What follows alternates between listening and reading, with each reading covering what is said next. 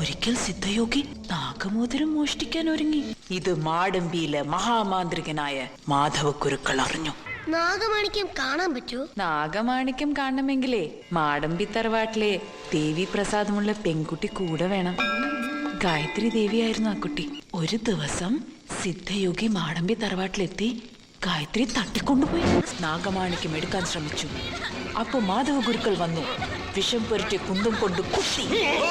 പക്ഷേ മരിക്കുന്നതിന് മുമ്പ് സിദ്ധയോഗി കൊച്ചുമകനെ ഉപദേശിച്ചു.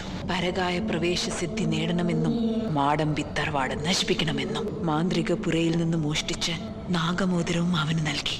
കാലിന്റെ തള്ളവിരലിൽ അത് ധരിച്ചാൽ മർമ്മസിദ്ധിയിൽ കേമനാവുമെന്നും പറഞ്ഞു. കൊച്ചുമോന്റെ പേരെന്താ? ദിഗംബരൻ.